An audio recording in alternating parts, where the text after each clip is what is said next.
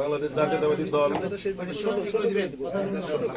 BNP মনোনীত প্রার্থী রবিউল আল লাবলু ভাইয়ের নির্বাচনী প্রচারণা উপলক্ষে নাগরপুরে এই আলোকদিয়া আঞ্চলিক কার্যালয় উদ্বোধন অনুষ্ঠানে আজকের অনুষ্ঠানের সম্মানিত সভাপতি উপস্থিত নাগরপুরের বিভিন্ন অঙ্গ সংগঠনের নেতৃবৃন্দ, সামনে উপস্থিত যারা আমাদেরকে বিজয়ের পতাকা হাতে তুলে দিবেন রবিউল লাবলু ভাইকে, সেই প্রাণপ্রিয় আলোকদিয়া গ্রামবাসী ভোটার ভাইয়েরা সবাইকে আমার সালাম ও শুভেচ্ছা জানাচ্ছি।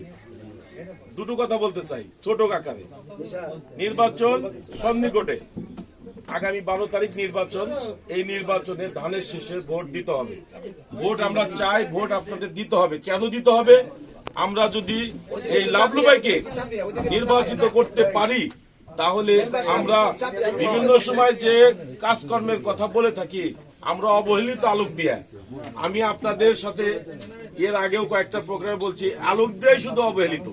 এখন এই অবহেলাটা শুধুমাত্র আমাদের কোন নেতৃবৃন্দের জন্যই না, এটা আপনাদের আসলে কপালে আছে। সেই কপালের দিকে আমরা একটু দুর্ভোগ লাঘবের জন্য রবিউল লাবলু ভাই যদি এমপি হয়, আমাদের বিশ্বাস সে মন্ত্রীও হবে। আর মন্ত্রী হলে নাগরপুরের ইউনিয়নের মধ্যে এই পায়সানা আলোকদিয়া এই দুই গ্রামের উন্নয়নটা আগে হবে, যেহেতু অবহেলিত। সেই হিসেবে আমরা এমপি পেতে গেলে আপনাদের 12 তারিখে ভোট দিতে হবে। এমপি হলে প্রচুর পরিমাণের ভোটের সংখ্যার ব্যবধান হলে তারেক রহমান সাহেব অবশ্যই আমাদেরকে রবিউল লাবলু ভাইকে মন্ত্রিত্ব দিবে। আর সেই মন্ত্রিত্ব হলে এই এলাকার উন্নয়ন অবশ্যই হবে।